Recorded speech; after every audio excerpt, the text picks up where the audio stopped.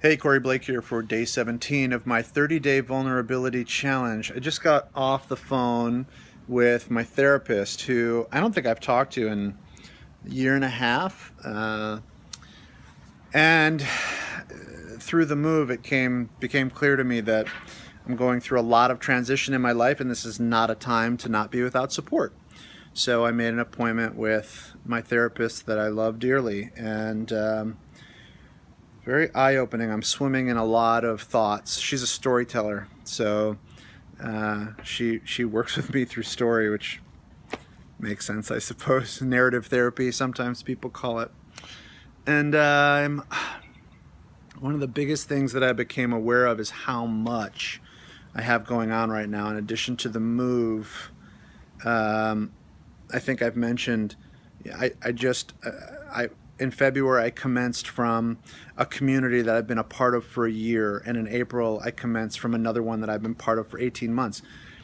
Those transitions alone are a really big deal in my life because I often find that I know who I am through how I am reflected in community.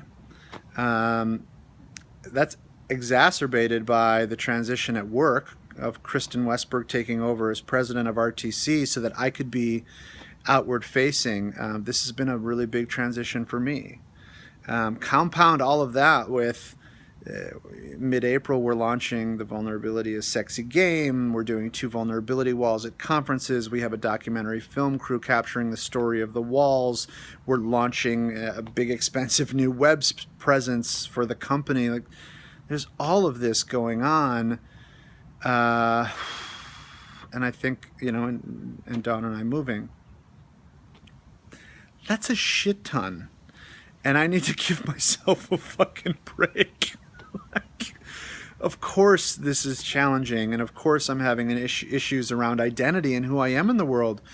My communities are in transition, my work role is in transition, and I think it, while I don't like admitting it, there was a piece of me that really hoped that this TED talk that I gave was going to change my life.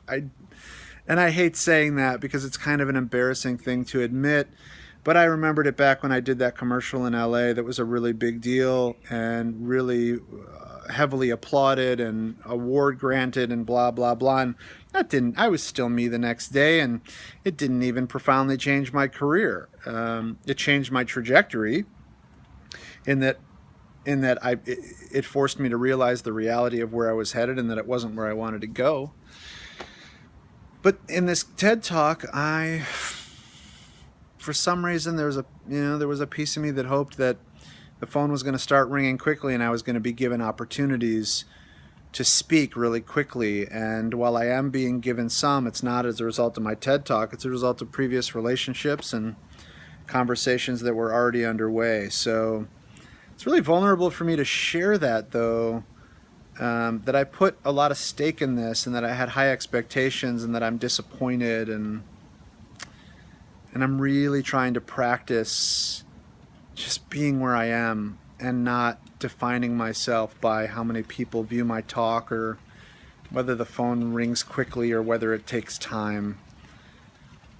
The achiever in me, kicks into gear when there's space and wants to make shit happen. And I really want to give space to the universe to allow things to happen.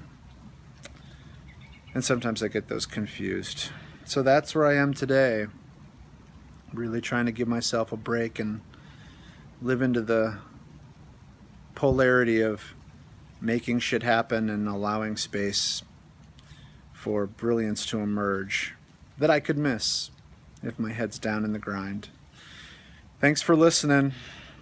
I hope my vulnerability challenge inspires you. If it does, I hope that you will share something either with me, with your community, with social media at large, or with someone that you care about that makes your voice tremble. Allow yourself to be seen. It's pretty profound. Thanks for listening.